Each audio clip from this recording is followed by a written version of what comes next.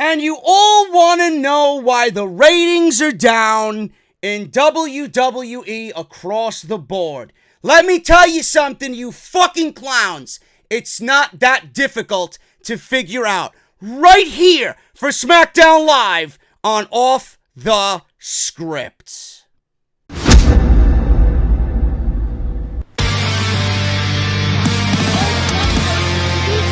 Delete! This is mine.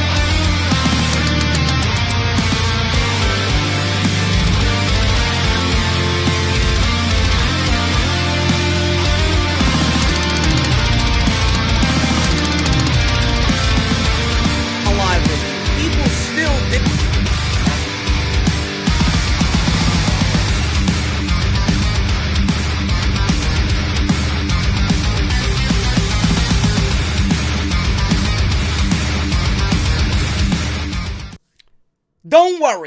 Don't worry.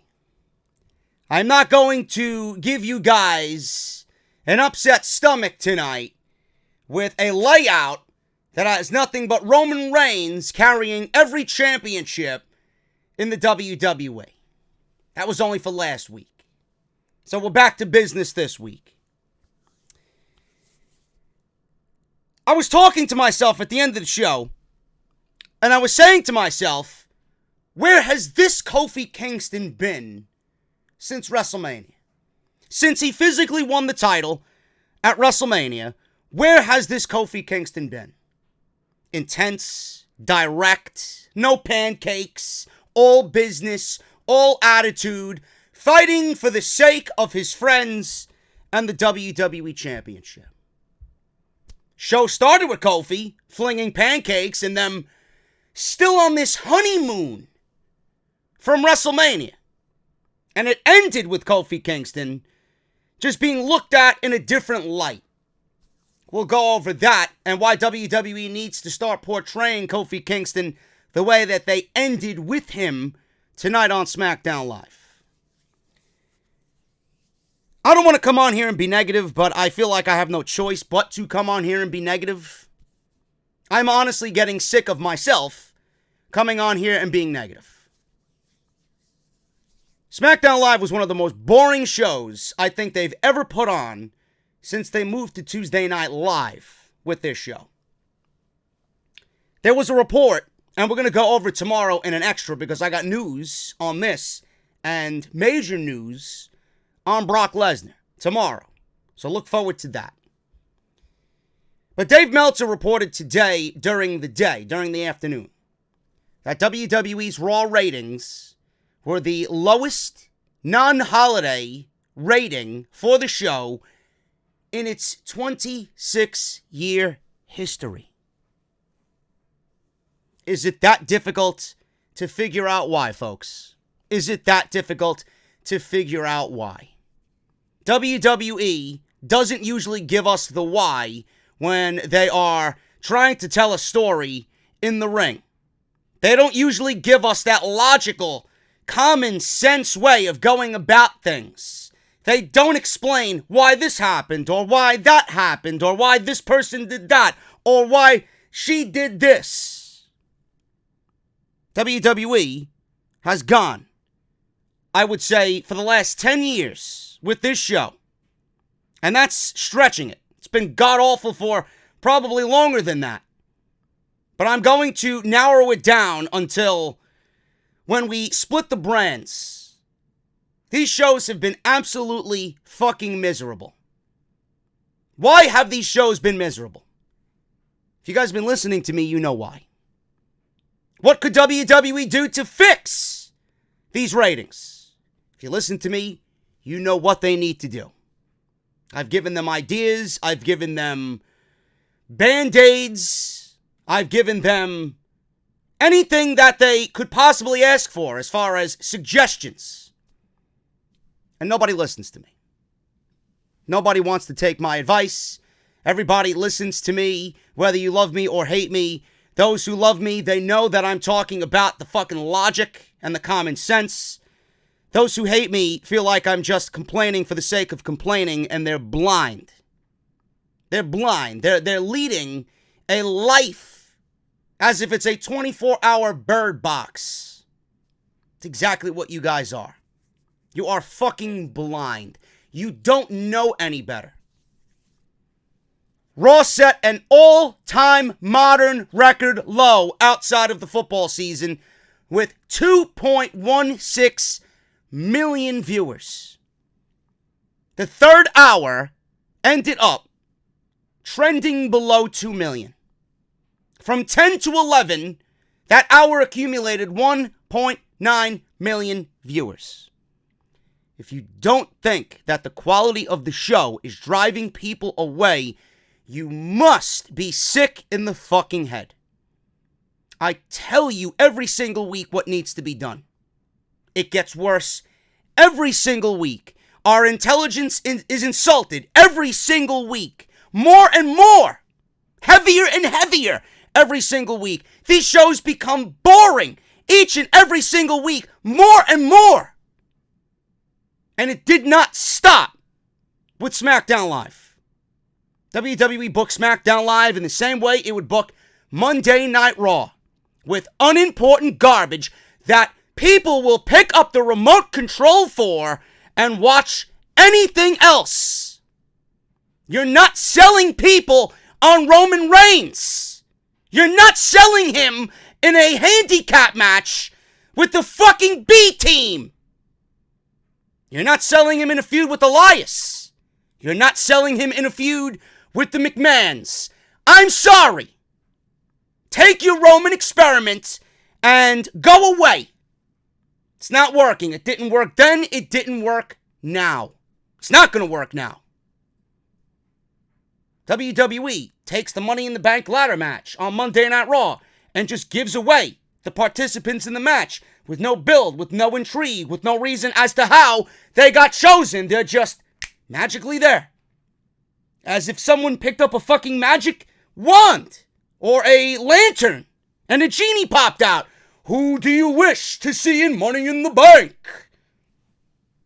Ricochet, your wish is my command. I wish somebody would wish for Vince McMahon to be out of fucking power. That would be my first wish. Never mind Money in the Bank. The same way that they booked Monday Night Raw, they booked SmackDown Live. Announce the SmackDown Live participants, booked them in a tag team match. If you don't think people are catching on to the laziness, there's something wrong with you. People know when there's no effort or care that goes into these shows. Where are these people going? How could you sell AJ Styles and Seth Rollins and have 1.9 million people in the third hour? This is a WrestleMania main event. Two of your biggest guys on the roster. And I'm not even going to blame them. I am not even going to blame anywhere near AJ Styles and Seth Rollins for this one. It's all WWE.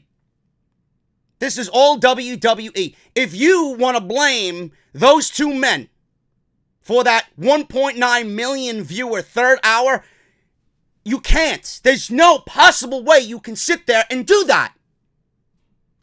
This is WWE and damage that they've done over the last 3 years. The draft happened in 2016.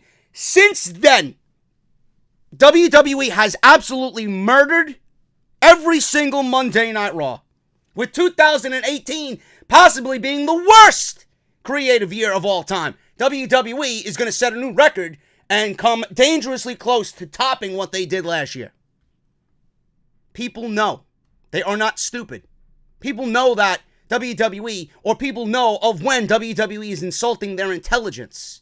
Instead of absolutely shitting on your fan base, you should be embracing people like me and people like everybody in the community that has a fucking voice and are voicing their opinions to the shit that you're giving us every single week. Without us, nobody would know what is going on.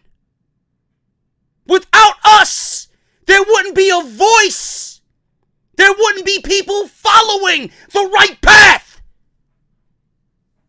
You'd have blind people everywhere willingly accepting this shit that is on TV.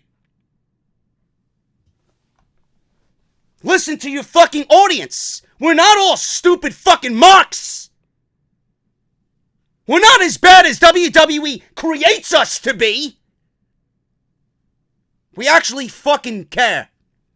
In fact, we actually care more than the people who are employed at WWE writing these shows on Monday and Tuesday night. And WWE is turning the other cheek, turning away from us, giving us their back, shitting on us because we complain when something doesn't go right. We complain when something doesn't make sense. We complain when it's the same shit over and over and over and over and over again. And nobody listens. We're the ones who are detrimental to the product. We are the ones who are what's wrong with the product, quote unquote. I don't see it that way. I don't see it that way. WWE is going up against the NBA playoffs. The NBA playoffs. I don't know who was playing last night, but Meltzer says that for a year-to-year comparison, the NBA playoffs were down 18.3% from the same week last year. 18.3%, while Raw was down 29.4%, the biggest drop from the previous year when you compare the two shows that weren't specials, such as a year after a very highly rated nostalgia show. That is ridiculous. Monday Night Raw went head-to-head with an early NBA playoff game that did 3.83 million viewers. The last 25 minutes of that game last night did 3.64 million viewers, and it did beat the NHL playoffs on NBC, which did 1.18 million viewers. So WWE cannot use the NBA. They cannot. And neither should the apologists out there who like to sweep all the WWE problems under the rug. Oh, don't worry about it. They're an entertainment company. Oh, don't worry about it. Wrestling's not their priority. Oh, don't worry about it. They're making $1 billion a year. That doesn't matter to us. I should get a fucking Jimmy Hart megaphone on this fucking show. It doesn't matter. It is none of your business. It is none of my business. It's none of anybody's business. Unless you physically own share in the goddamn fucking company, shut your fucking mouth. Unless you own Kevin Dunn like share, shut your fucking mouth. Simple. WWE cannot use the NBA playoffs as a goddamn fucking excuse anymore. They can't use the NHL playoffs as a fucking excuse. Vince McMahon cannot cite talent absences. They can't cite Roman Reigns being out. They can't cite John Cena being out. John Cena's a fucking part-time guy. He's there how many times a year? Roman Reigns was out with leukemia. Fuck him. He ain't the end-all be-all to the fucking program. Ratings weren't up when he was there. Ratings weren't up when he wasn't there. He's back. They're still not up. You got the most talented roster you could possibly ever assemble under one roof, and you're claiming talent absences. The only thing that's been absent is a lack of fucking brain usage between everybody writing these fucking shows. The only thing that's been absent is a lack of creativity. Not the talent. Look yourself in the mirror. It is very easy to find out what the fucking problem is. It ain't anyone on the show. It's the shit that you're booking for everyone on the show. Why did Monday Night Raw suffer the lowest rating for a non-holiday television episode? Well, let me see. I wonder fucking why. When you got Dash Wilder shaving Scott Dawson's back, I don't know who the fuck wants to watch that shit. Instead of playing childish fucking games because they didn't want to sign with your fucking company, now you know why they won't fucking sign. Yeah, so let's punish them for doing the right business thing and not signing a 5-year fucking deal, signing a 5-year fucking mental institution throw away the key contract because, God forbid, they want to keep their options open. God forbid they want to wrestle. God forbid they want to take their talent and use it against great fucking teams in the industry. Everything that we talk about on a weekly basis, all the shit that these other fucking plebeian podcasts, much bigger than I am. Much bigger than I am. All these fucking rinky-dink fucking pussy podcasts that I see tweeting. All positivity. You don't cite anything that is wrong with the show. You dance around it. You maybe bring up a point here and there, and then you go back to sucking the fucking cock. I don't know why it's so difficult to let them have it. I really don't. And you know what? I mentioned this on Twitter. I cited Dave Meltzer with this shit. I quote tweeted him. This brings a smile to my face. You couldn't believe. It's like my fucking worst enemy was shot fucking dead. And I heard about it on the news. Good. Good. Fuck him. In cold blood. Goodbye. You deserved every fucking bullet. This is something that is long overdue. How many people cite? How many people come to me? If you don't like it, don't watch it. The only way we're going to get to WWE is by not watching. So why wouldn't you be happy with this outcome? Why wouldn't you be happy with this result? I ask you. This brings a smile to my face. There were some people out there that were trying to respectfully argue with my stance. Well, JD, this is not good for the industry as a whole, because if people aren't watching WWE, in turn, it won't make them interested in AEW. I disagree with that respectfully. People are not watching WWE because the product is fucking garbage. That doesn't mean that AEW is going to follow suit and suffer because of WWE's wrongdoings, because of WWE's mishaps. They'll find something to like on that show, and they'll realize, well, this is new and on major television. Let's see what they got to offer. They'll go and find a substitute, and they'll forget about WWE. They'll dump WWE like the fucking old has-been that it is. They'll find AEW, and AEW will be the new hot fucking big-titted blonde that's walking the hallway, and you want to ask out to a date. You want to ask her to the prom. Meanwhile, you're dating your fucking old saggy-tit girlfriend in WWE. Honey, hit the fucking bricks. Hit the bricks. I can't stand the sight of you anymore. I don't think that's going to be a damaging aspect to the business, maybe to WWE. And you know what? They fucking deserve it. They absolutely deserve every fucking viewer walking away, and they deserve that 1.9 million viewers for Hour 3. I'm surprised it was even at that. I'm surprised it wasn't lower. They deserve everything coming to them, because they will never learn. They will never learn. You think Fox is looking at this? And you think Fox is looking at this happy as we get closer to October? If WWE isn't trending in the 3s, 3.5, done. Done. Fox would pull the plug immediately. Immediately. And then you know what? Best case scenario for us, they step in and they start bossing Vince McMahon around. Shape up or ship the fuck out. And we'll ship you in a fucking box like you belong in. You fucking old fuck. This is the greatest thing that I've seen all week. And it's only Tuesday. It's only Tuesday.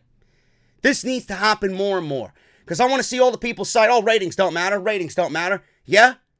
Tell that to WWE when they go to Fox, that ratings don't fucking matter. Tell them that. I can't wait. They deserve everything that's coming to them. Needed to get that off my chest because that was literally the biggest story. Nothing happened on SmackDown Live. Nothing. This was the biggest story. So I guess I'll still do an extra, but I won't talk about that. So there you go. This is SmackDown Live. Thank you guys so very much for joining me here tonight. I did do a Monday Night Raw review. If you guys missed anything from the Monday Night Raw review, we did it. today. AJ Styles implies that he's got a certain club that has his back at Money in the Bank. We talk about how AJ Styles could be positioned as the biggest heel on Monday Night Raw and everything else that was wrong on Monday night. We talk about it for almost an hour and a half. Go and check it out. I would really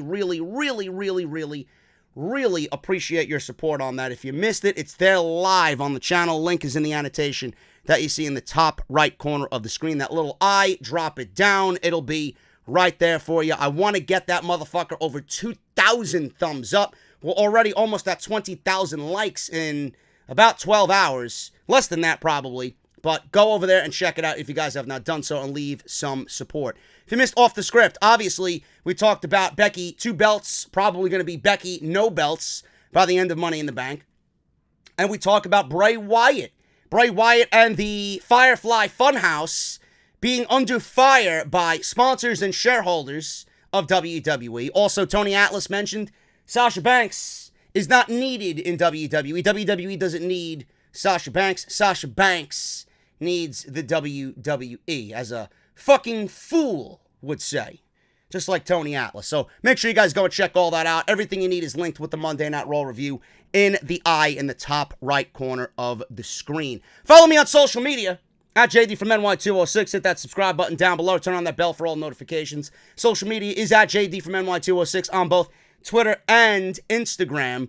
Follow me on Patreon if you guys want to support via the Patreon page, patreon.com/JD from NY206. Completely optional, and it's the only way to get exclusive content not available on YouTube. This podcast is brought to you by Audible. audibletrial.com/offthescript. Audible, just for listening to today's podcast on SmackDown Live, they're going to give you 30 days free of their service. And that includes one free audiobook of your choice. What you got to do is very easy. Go to your iPhone or Android device. Download the Audible app via Google Play or iTunes. Download it. It's free. You got it on your phone. Go to audibletrial.com/offthescript. Go through the sign-up process. You will not be billed. Enter your billing information. You got 30 days free, just like that. From there, they're going to give you a free audiobook of your choice. You have over 200,000 choices to choose from, a lot of which are sports and wrestling related. And here's the best part. You're going to get all that. And if you feel like Audible is not for you, or if you don't want to stay on past the 30 days, you can cancel at any time in the 30 days and still get to keep your audiobook for free. Again, audibletrial.com/offthescript. SmackDown Live started off with the unfortunate sight, the nightmarish sight of Michael Cole.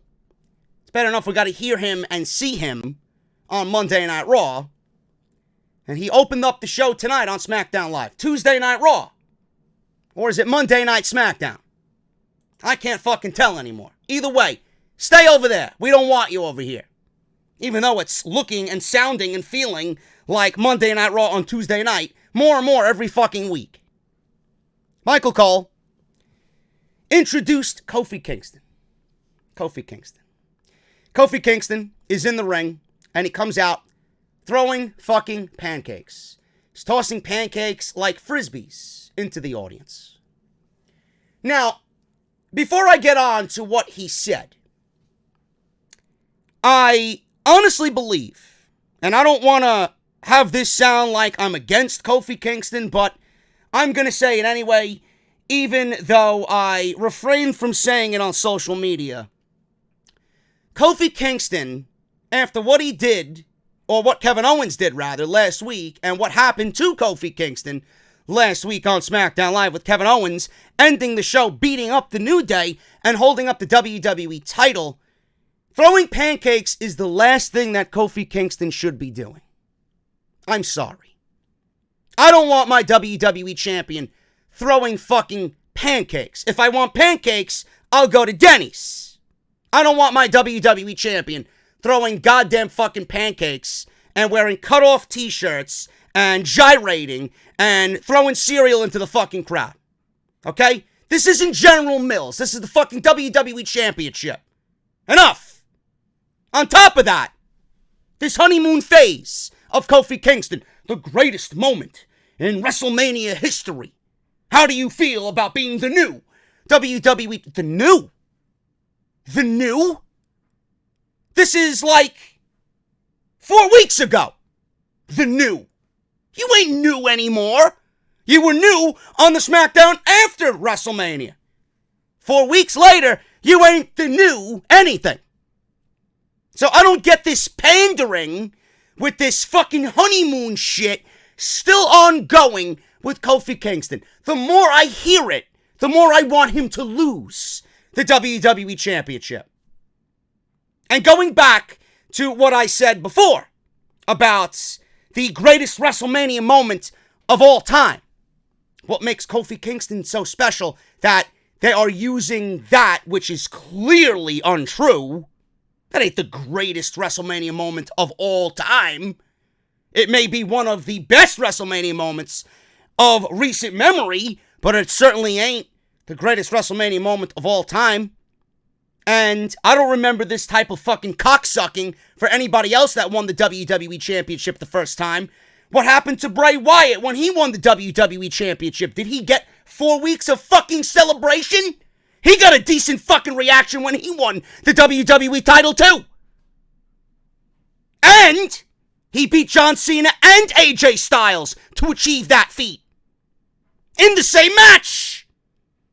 And then again the next Tuesday. Where was everybody with balloons and fucking pancakes and cereal and fucking unicorns for Bray Wyatt? Where was Michael Cole for Bray Wyatt? And by the way, if you think Kofi Kingston's title win is better than Daniel Bryan at WrestleMania 30, you might have some fucking issues. Moving on. We're celebrating a remarkable 11-year career. It's like Kofi Kingston has Becky Lynch syndrome. They're going to live with this moment for the rest of their fucking life. When they take it to the grave on their deathbed. Oh my God, WrestleMania.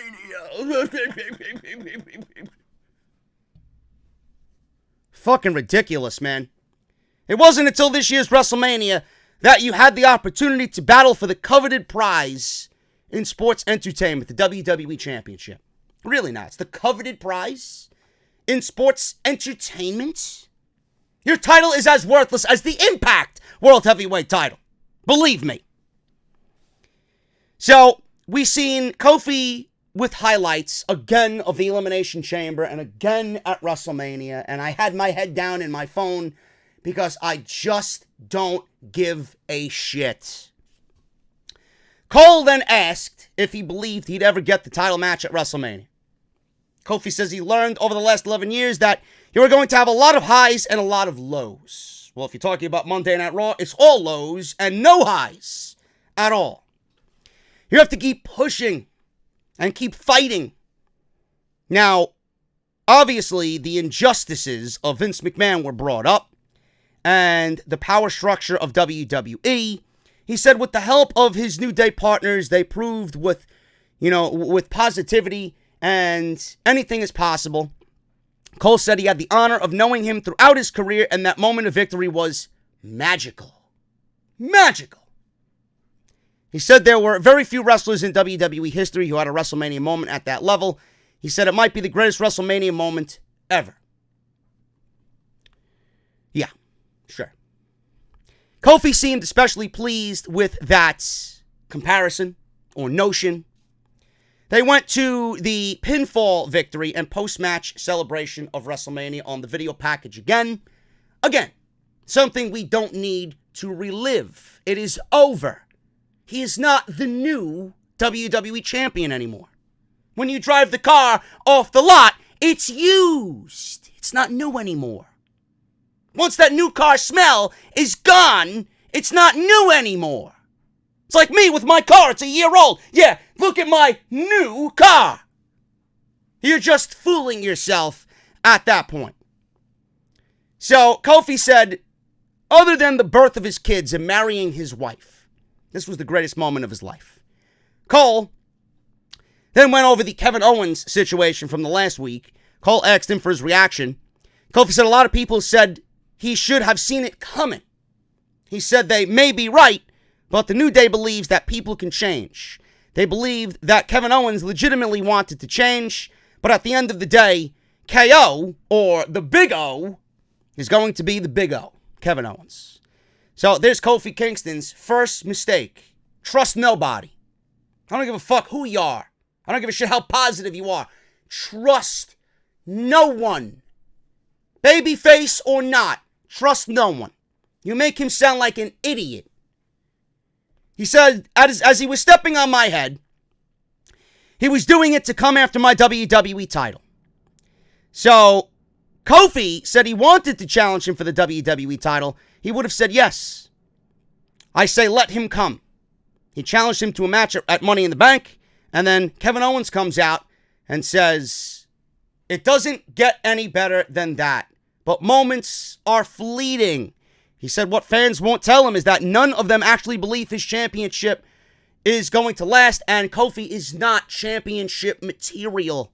He says he can't tell Kofi doesn't believe he's championship material, or he can see that Kofi believes that he isn't championship material as well. I can tell you're in way over your head, and the waters keep rising, and you're drowning. Xavier Woods then attacked Xavier Woods then attacked Kevin Owens from behind, but despite the attack from behind, Kevin Owens dropped Xavier Woods with a super kick and ran off like a coward. This was great. Kevin Owens' part was great. Kofi Kingston's pandering and honeymoon fucking cockfest is nauseating. What Kevin Owens did was great. And I'll tell you why what Kevin Owens did was great. Because if you compare Kevin Owens as a heel, or the status of Kevin Owens' heel run already, to a Baron Corbin or a Drew McIntyre even, and I hate lumping Drew McIntyre into this category, but Baron Corbin gets go-away heat. Now, go-away heat exists for the fucking idiots out there that don't believe in go-away heat. Go-away heat exists. It's in the tone.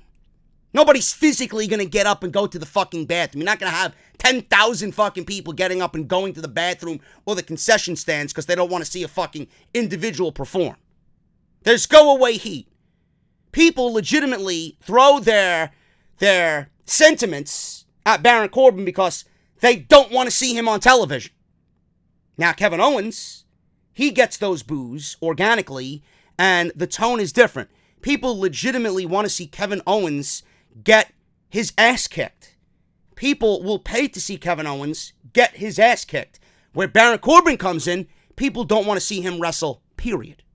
No matter how good of a heel he could be, nobody is going to pay to see Baron Corbin get beat up by a babyface. I'm sorry. It's two completely different aspects. One works, one doesn't. This was great.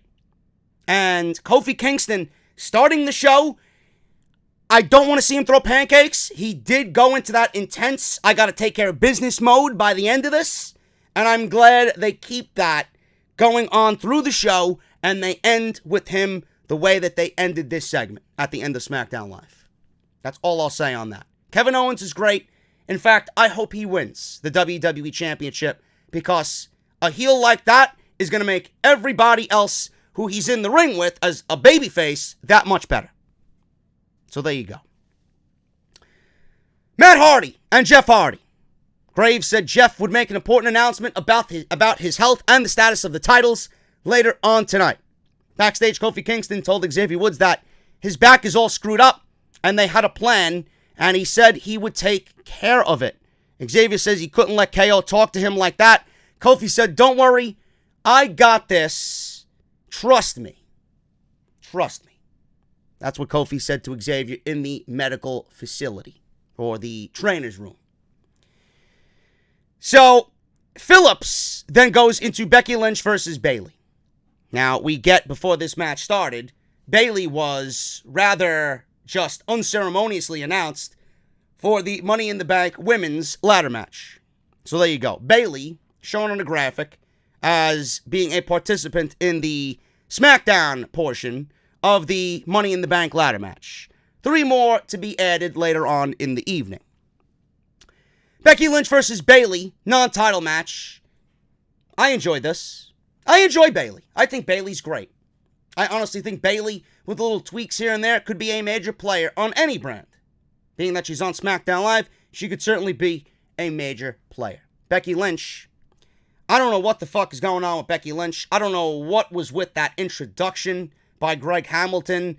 The woman who was in the first ever women's main event of WrestleMania and pinned Ronda Rousey. Are we still going on about this? It's as if Vince McMahon is doing everything to make us not care about Becky Lynch. I would not be shocked if that is the case. I genuinely believe Vince McMahon wants us to hate Becky Lynch by the end of Money in the Bank. I don't understand WWE's logic. I don't understand anyone that's working for WWE. I don't understand how they don't realize that what they're doing with Becky Lynch is damaging this woman's character and momentum. Overexposure is a real dilemma. Becky Lynch is well beyond overexposure. And this is WWE's fault. They wanted to include Charlotte and make the women's match the biggest and most epic it could be without any thought process. Everybody thought it was cool at WrestleMania. I didn't really see a need for it. Here we are with zero plans. WWE didn't think out anything after that bell had rung and Becky Lynch won those 2 titles. Here we are. Now we got Becky with 2 belts, appearing on 2 shows, feeling overexposed, defending the titles in individual matches on the same night at Money in the Bank. And nobody's batting a fucking eyelash. I honestly feel like Vince McMahon is genuinely trying to kill Becky Lynch simply because she wasn't supposed to be in WrestleMania's main event. We wanted her there. We put her there. We pushed WWE to do the right thing. They had to do the right thing. They were forced to do the right thing. And now here we sit with Becky Lynch holding 2 titles, and Vince McMahon has a stroke every time he sees Becky Lynch on TV and Charlotte without a championship. I honestly believe I'm right. It's as if WWE is legitimately doing everything to make us care less and less and less about Becky Lynch. That intro was absolutely cringe. Cringe. So we get this match. It goes 8 minutes. I don't know why this was a shakeup, right? This was a shakeup? Shakeup? Anybody? Shakeup. I figured with the shakeup, we get fresh matches and new feuds. We got Becky Lynch defending against Lacey Evans, who deserves nothing more than a fucking cup of coffee. Not even that. Black coffee, no cream, no sugar. Take it, honey. That's all you deserve. I'm out of cream. Charlotte. How many times we see this? This is Sasha and Charlotte all over again with Becky and Charlotte. This is not new, not fresh, not exciting. So what WWE did is do the opposite of what they promised, and instead of giving us new, which could have been this at Money in the Bank, I would have much rather seen Becky Lynch and Bayley be the first challenger for Becky Lynch. I would love to see Bayley get an opportunity on SmackDown Live, an opportunity in which she never even got on Monday Night Raw. Bayley could slowly start changing her character here and there to fit a new version and have these 2 women feud all the way through the summer over the titles. WWE wants to do otherwise. So when Charlotte gets the title, nobody's going to get the title. Bayley, Ember, Mandy, maybe Mandy, Asuka, Kyrie. Nobody gives a shit. Nobody gives a shit. It's blonde all day long, 24/7 in WWE. If you ain't blonde, we don't care. So this match went 8 minutes. This was actually very good. I wanted to see more of this. I wish they could have went another 8 minutes. Immediately, Becky stood up after getting the win, disarm her. Bayley tapped out. These 2 have great chemistry. I'm not surprised by that. Charlotte came in and attacked Becky Lynch. She threw Bayley into the ring post. She strutted in the ring and extended her arms. Graves then said Becky, being the single biggest target in all of WWE, is a huge downfall of her title reign. Phillips said at Money in the Bank, Becky needs to do the impossible. This was a complete waste of an otherwise really good fucking TV match between 2 women. that I legitimately care about. WWE had to get Charlotte on the show, but I guess it saves... I was going to say it saves Bayley. Bayley lost and Bayley tapped out like that. Didn't do anything for Bayley. Bayley took the loss, and WWE just needed to feature Charlotte on TV. A waste of time. A waste of time. It actually took away from the match that was between Becky and Bayley on SmackDown Live. Alistair Black, another vignette aired.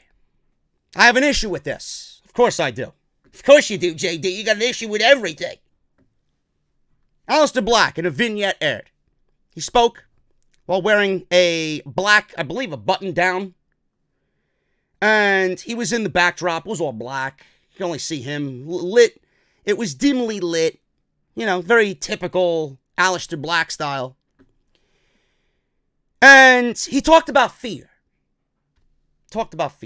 I fear every Monday at 8 o'clock, I fear. I fear for my life. No, he didn't say that. That's me. If I was sitting in a black button down in a black room with smoke and a dimly lit light, I'd talk about my fear of Monday Night Raw and how it makes me feel. He said, it's human nature to fear what no one can understand. He said his opponents tried to figure him out, but by then it's too late because the referee is already counting 1, 2, 3 in his favor. He said any hope of conquering that fear is then gone, and they don't like the abyss that is staring them back because it unveils a truth about themselves that allows them to fade to black. I don't understand. I really don't understand what they're doing with Alistair Black here. I don't. Alistair Black was featured for 2 months with Ricochet. Not in a legit team. It was a random pairing that was merely to get them through the Dusty Tag Team Classic. Triple H was like, how could we book NXT TakeOver in the best way possible with the most star-studded matches that we could possibly put on for a 5-match show? That was his mentality. I was A-okay with it. What we got was probably the best tag team match of the entire year in WWE. After that, that team should have disbanded. Cease to exist. They should have went their separate ways. Alistair Black and Ricochet were treated pretty decently on the main roster. They were undefeated. Even though they didn't capture tag team title gold, they fought for all the tag team titles in a span of a week in WWE, Raw, SmackDown, and NXT. They didn't capture any of those titles, but they didn't take a loss. They were not physically pinned. But it seems like WWE is going backwards with Alistair Black in these vignettes. Like, this is not what we need from Alistair Black. People got familiar with him. People got comfortable with him on television. They got used to seeing his entrance. He got a decent pop. What they're doing with Alistair Black is actually the most damaging in my eyes. What you need to do with Alistair Black, I don't understand this feel for change when they come up from NXT. What did they do with Alistair Black in NXT? They booked him perfectly. You've seen a vignette here or there, but that was when he was brand new, when they changed his name from Tommy End to Alistair Black. You've seen him in what looked to be a church with, you know, those beautiful church-like glass windows. And he was talking about whatever the fuck he was talking about. I'm Alistair Black. He was talking about fading to black and all this other bullshit. Fear, the unknown, whatever he was talking about. WWE is doing this again when he's already an established guy, when all the guy needs to do is come out and black mass a motherfucker here, there, everywhere. People will know what the fucking guy is about. They know what he's about already. You gave them a tease. Now you're taking him off TV to talk about bullshit? Why isn't he in Money in the Bank? This is not doing me any favors right now, as far as Alistair Black goes. Get the guy on TV and have him black mass a motherfucker. Then you'll be on the right track to booking this guy right on the main roster. Kayla Braxton was in the ring. I love Kayla Braxton, by the way. I think she's great. And the Hardys were being interviewed. So Kayla asked what happened. Jeff was walking around on a crutch, clearly hurt. Report was that he got hurt at a house show a couple weekends ago. Matt and Jeff were holding the SmackDown Live Tag Team titles. Video aired of Lars Sullivan. So Jeff Hardy, while injured, gathered Lars Sullivan footage to show everybody today how he got hurt. So they showed Lars Sullivan slamming Hardy in the freak accident. And Hardy says he cannot walk on his own because of Lars and how now he needs surgery. I'm going to be out for a very long time, says Jeff. Matt was choked up. He was very upset. Says it breaks his heart to say it, but as of right now, the Hardy Boys must give up the SmackDown Live Tag Team Championships. So Jeff says he'll come back better than ever, and they will reign supreme and be extreme. So before we get on to what happened next, clearly we have no tag team champions. Now, for the people who want to continuously argue with me over merging said division, okay? I talk about the women's division being merged all too often. I want to make sure you guys understand that you are not being logical here. The Hardys are no more. We have no more tag team champions on SmackDown Live. Look at the landscape of SmackDown Live tag teams. You don't got the Bar. Sheamus is the only one on SmackDown Live, as Cesaro is on Monday Night Raw. Okay? We don't even have them. The New Day is no more for right now. Big E is out. Big E will be out for about 3, 4, 5 months, maybe. Okay? With a meniscus. So we don't got the New Day. We don't got the Bar. We got Heavy Machinery. Heavy Machinery. We got, which, by the way, they have not even been featured since the shakeup. We got the Colognes. We might have the Ascension. I don't know if they were moved during the shakeup, but apparently, I don't even know if they're still employed. I don't really know if they're still employed. We got the B-Team. They debuted on SmackDown Live tonight. If you call that a tag team division, folks, you must have the worst taste in tag team wrestling. Oh, but JD, what about Rusev and Nakamura? That's not a tag team. That's a makeshift tag team that was pieced together because WWE didn't have any plans for either one of them. So in typical WWE fashion, they pair two guys that are directionless together and call them a tag team. Doesn't work that way. Instead of having a division that is completely miserable, I have stated this once, and it is up to 1,000 plus times that I mentioned it. Merge the fucking divisions. Merge the divisions.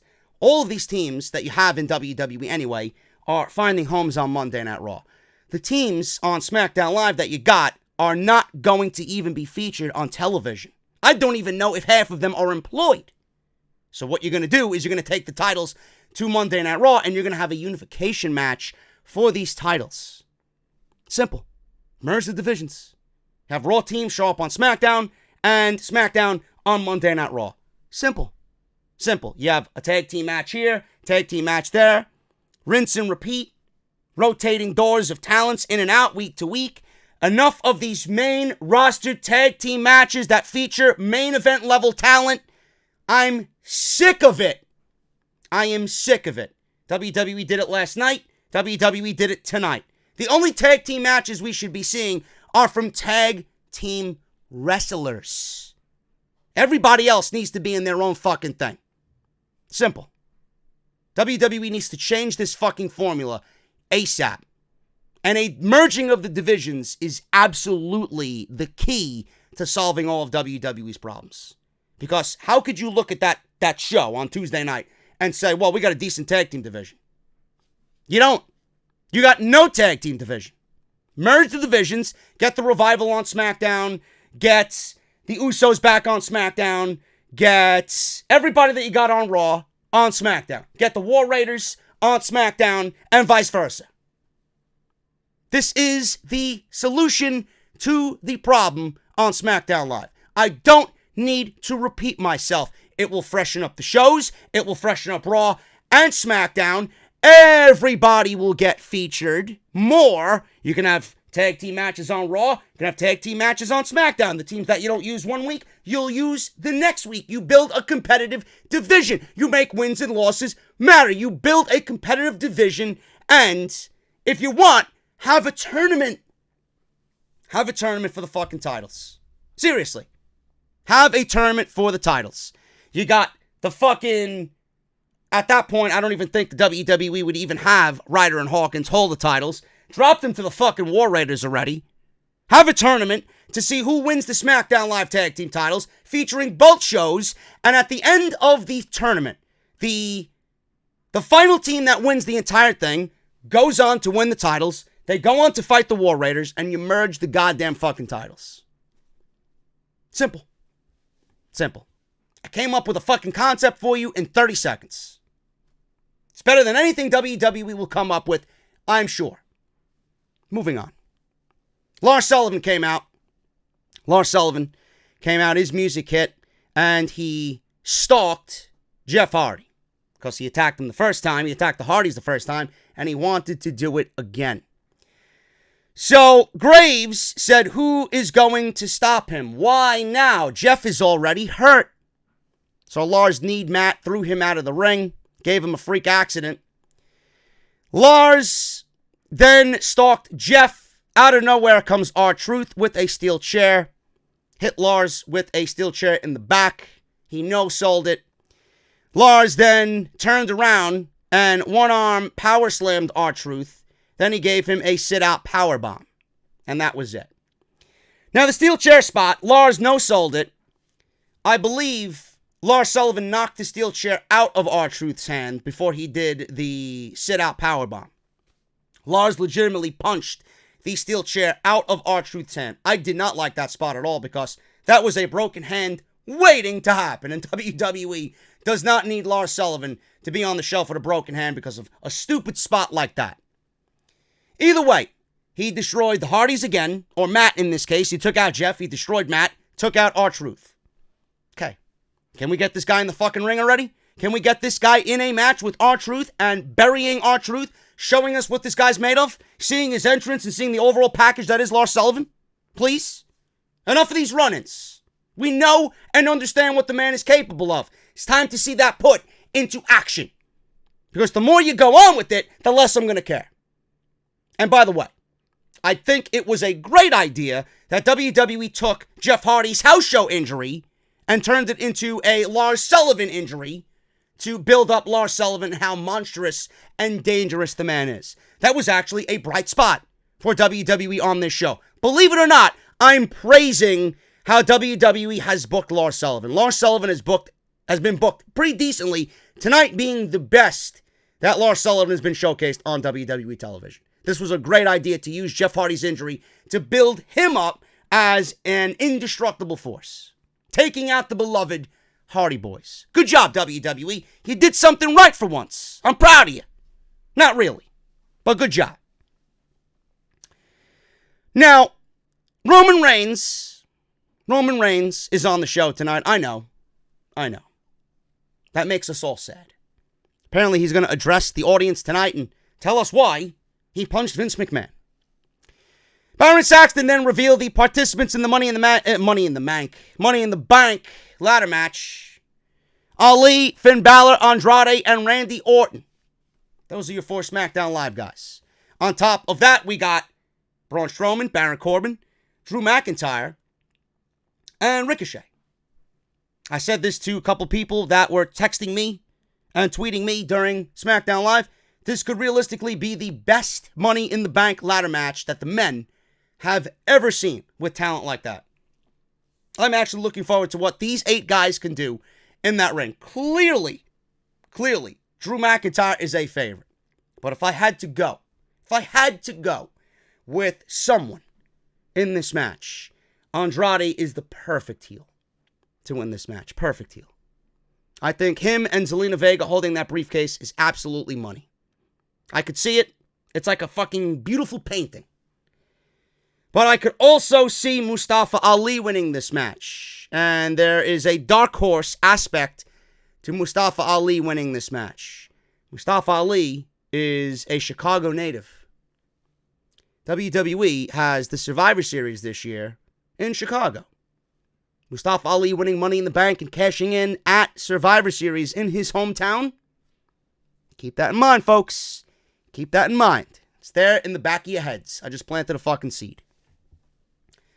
Kairi Sane and Asuka with Paige versus two unnamed opponents. I muted the TV. As soon as they said the Iconics were going to be on commentary, I muted the fucking TV. I can barely stand them when they're on television doing their own shit in the middle of the ring. I gotta hear them on fucking commentary. Please. I hate the Iconics. In fact, no, the who? The Moronics. Because that's what they sound like. Two blithering morons. This match went to the team of Kairi Sane and Asuka. I mentioned this on Twitter. First of all, WWE paired these two women together for the simple fact that they're Japanese. Let's get that right out there in the open. This is not even a fucking team. I feel bad for Asuka because she deserves so much better. Kairi Sane deserves to be in the Money in the Bank ladder match. That women's Money in the Bank ladder match looks dreadful. Dreadful. There's no reason why Kairi Sane and or Asuka, both, should not be in that match. First of all, the mix-up of their music was cringe. Fucking cringe. Okay? WWE clearly has no plans for these two. This is a makeshift team simply because they're Japanese. Number two, I mentioned this on Twitter. Paige doesn't even belong. It's like you look at it and it's like the Odd Couple. You look at Kairi Sane and Asuka and they look like two craft beers. I'm going to use two of my favorite holiday beers. I'm going to use Southern Tier Pumpkin. And I'm going to use Troegs, the Mad Elf. Drink them every fucking holiday season, whether it's fall or winter.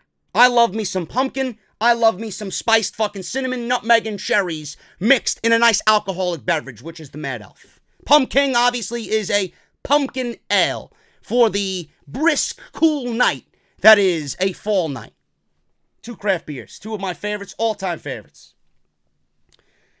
Paige is a Budweiser. So you got two craft beers in Kairi Sane and Asuka, and you got a Budweiser in Paige. I ask you, which one does not belong? Better get that fucking Budweiser away from me, man, because the two other beers are man-made, delicious, craft fucking beers. Real men beers. Budweiser is manufactured. Nobody makes fucking Budweiser. It's manufactured, watered down, piss-like garbage that fucking plebeians drink and still somehow get drunk off of it. I don't know how. And it doesn't belong mixed in with the craft beers. That's what I look at when I look at Paige. Paige is a Budweiser next to two craft beers in Kairi Sane and Asuka. It's disgusting. This team won, clearly. I don't even know who the fuck they went up against. Someone was wearing a cheetah outfit and one had red hair. Kairi Sane won with the insane elbow. Moving on. Mandy Rose told Sonya Deville that Shane McMahon told them that they are going to get an opportunity in Money in the Bank. Deville was excited. Rose said only one of them can be in the match, and it's up to them. Rose said Deville deserves it. Deville says she knows what she's doing, but it's okay because she believes that Rose should be in the match. She said she came so close to winning the SmackDown title, and it should be her chance. Rose hugged and said she is the best. I'm going with Mandy Rose in the women's Money in the Bank ladder match. Why? Just look at her. Just look at her. That's all you need to know. Moving on. Tom Phillips went into his typical face-fucking mode. Cock-sucking mode. The cock was being passed around in hour two. Phillips says Roman Reigns is the biggest acquisition in WWE Smackdown Live history. I'm sure Brock Lesnar is somewhere laughing as he's shooting a fucking deer right between the eyes. Not really. I'm sure he doesn't give a fuck, but still, Brock Lesnar and or Kurt Angle, The Rock even, should have a major issue with that statement, Mr. Phillips. Please continue to suck that cock even more so. At least we don't get the big dog being said on SmackDown Live. But clearly you know where WWE is going with this. Every time Roman Reigns comes out, he's going to be the biggest acquisition in SmackDown Live history. So, Phillips then went on to say that he's a symbol of hope and strength to millions around the world.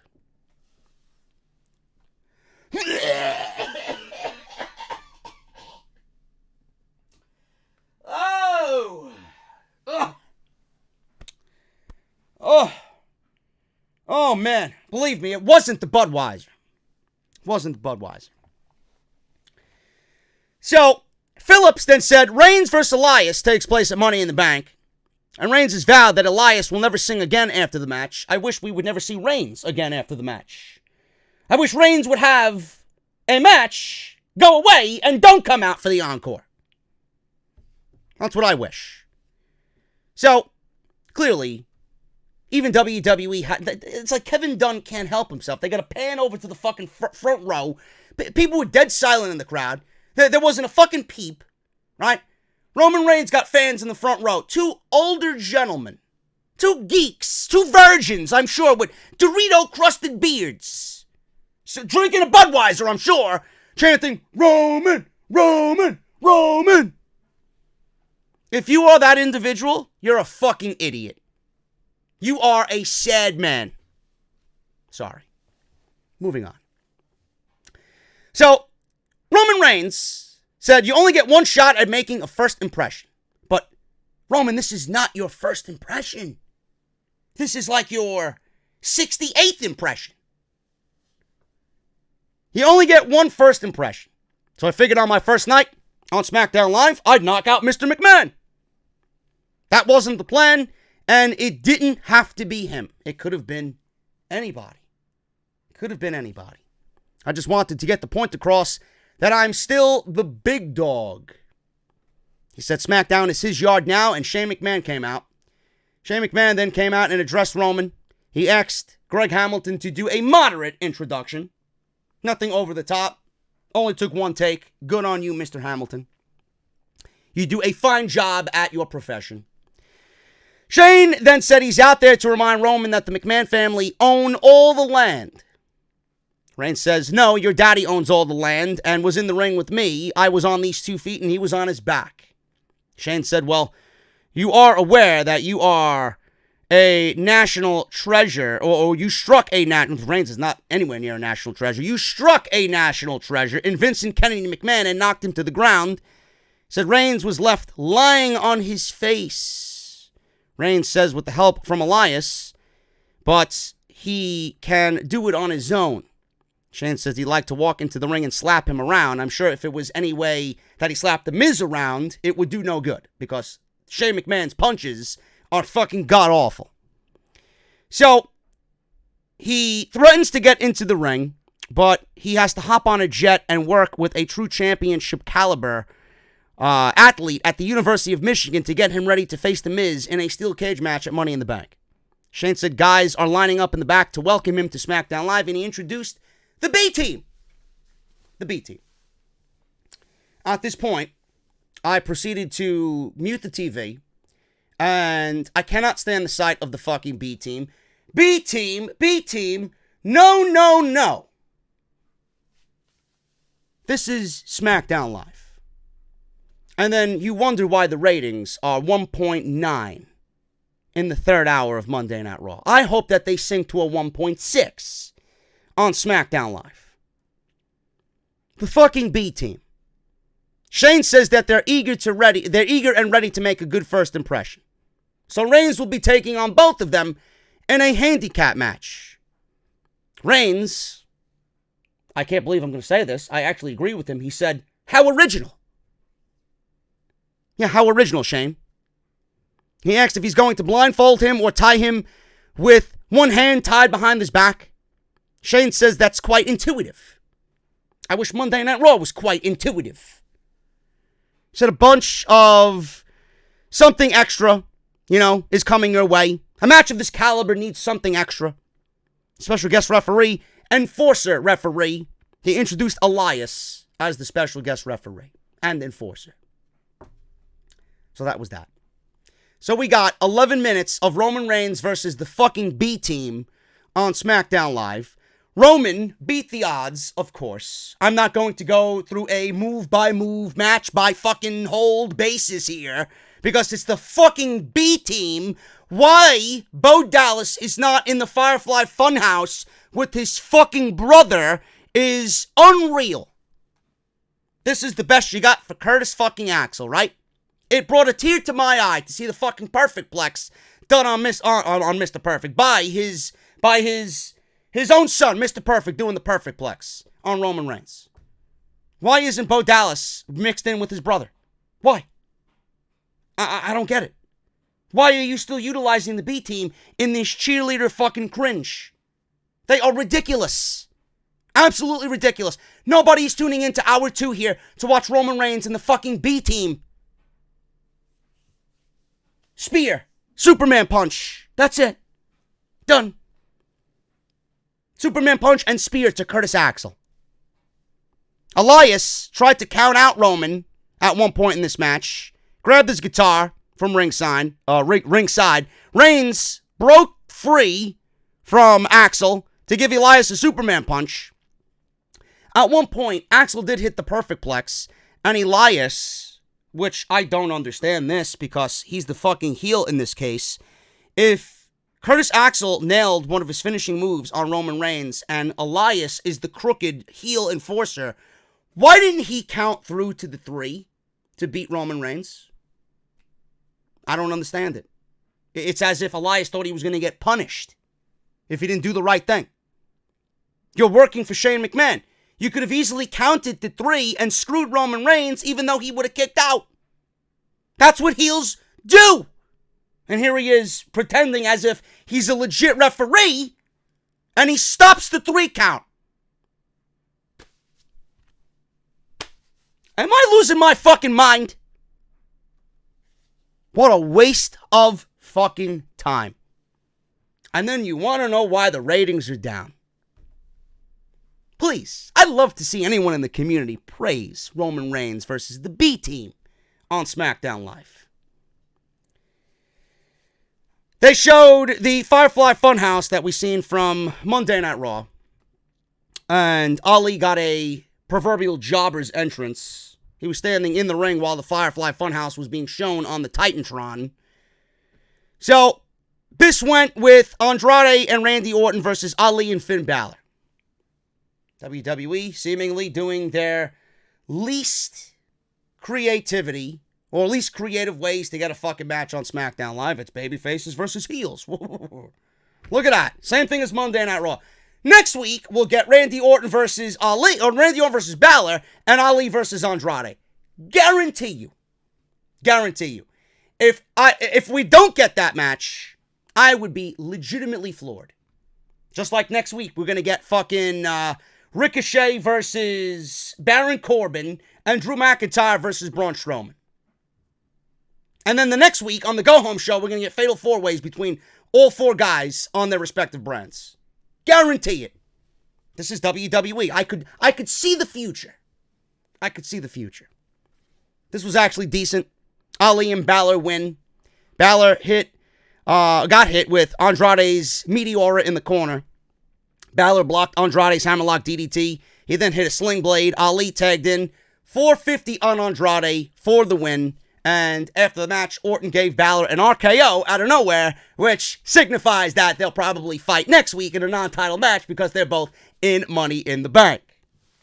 Pay me. Moving on. We got Kevin Owens. Kevin Owens, and he's on the Kevin Owens show to close the SmackDown Live tonight, which I don't know why. I don't even know why this was even a thing if he took out the New Day, yet he wants them to appear on the Kevin Owens show. So this was a complete waste of time. A complete waste of time. He came out and he talked about Xavier Woods and Big E and how they are just pandering and doing their shtick. And he wanted Xavier Woods to come on out because he wanted to legitimately speak to him one-on-one about everything that's going on. And Kevin Owens sat there, and Xavier Woods did not come out to sit with him on the Kevin Owens show. So instead, of having Xavier Woods or an actual guest, Kevin Owens, actually took out of a bag or his pocket. I don't know where he pulled these things out of. But he took a Xavier Woods toy, an action figure, and he placed it on the chair. And then he took a Big E toy, Mattel action figure. And the Big E toy was wrapped in a white bandage because he's hurt. He placed both of them on the chair. They're not here to help Kofi Kingston. And he kicked the chair over. And he started going on and on and on about what he talked about in the beginning of the show with Kofi Kingston. And then at the end of all this segment, Kofi Kingston comes out. And I love this visual of Kofi Kingston coming on out. No music. No title. No title at all. Took off his shirt. He stood there with no music. Came out. Who's this? Who's this? Who's this? Standing on the ramp. Runs into the ring. They have a brawl. They're fighting on the outside. Kofi Kingston threw Kevin Owens over the announce desk and started beating Kevin Owens up as SmackDown Live went off the air. And he got the best of Kevin Owens as SmackDown Live faded to black. This is exactly what we needed to see from Kofi Kingston. And Kofi Kingston started the end of that first segment off intense. And then at the end of SmackDown Live, ended it the same way. And that's exactly how we need to see Kofi Kingston from this point on as WWE Champion. It really didn't do anything for me to get excited about the match, but I want to see these guys trending upwards in the right direction creatively. Kofi Kingston is the WWE Champion. He should be taking this position with all seriousness. You're in a title match with one of the best heels in the business in Kevin Owens. Pancakes and cereal and gyrating and fucking unicorns and all this fucking goofy shit is not what I want to see.